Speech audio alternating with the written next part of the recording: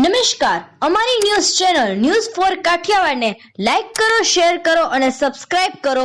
News for Kathiyawad. નમસ્કાર.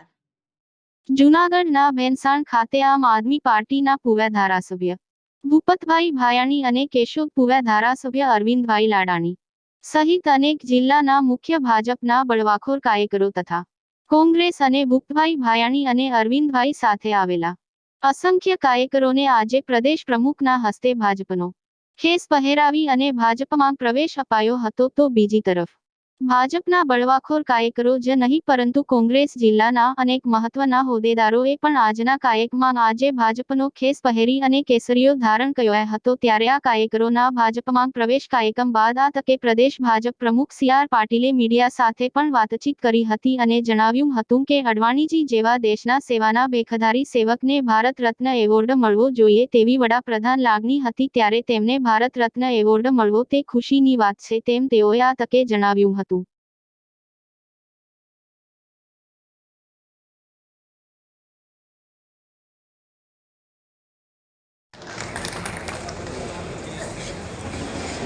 ભૂપતભાઈ અને એમની સાથે સૌ પૂર્વ ધારાસભ્ય સહિત સૌ આગેવાનો, તાલુકા પંચાયત કે જિલ્લા પંચાયતના સદસ્યો, પૂર્વ સદસ્યો સૌ આજે આપ સૌની સાથે આપ સૌની નિશ્રામાં ભારતીય જનતા પાર્ટીમાં જોડાવા માટે આવ્યા છો. આપ સૌનું દિલથી સ્વાગત કરું છું.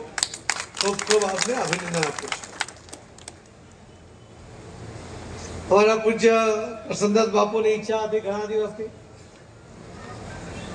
કે ભાયાણી ભાજપમાં આવી જાય. ભાયાણીએ કહ્યું ને કે મેં બાપુની વાત માની. આ બહુ મોટી વાત છે બાપુ. અહીંયા તો સરપંચનો હોદ્દો હોય ને તો કોઈ રાજીનામું આપવા તૈયાર નથી થતું. તમારી વાત માની એમણે અને ભાજપમાં આવવા માટે એમણે રાજીનામું આપી દીધું ધારાસભ્ય પછી. અને આપ સૌનું સમર્થન જોતા મને ચોક્કસપણે લાગે છે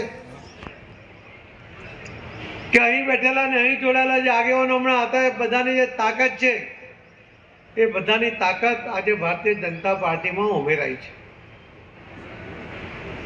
હું પોતે પણ એવું માનું છું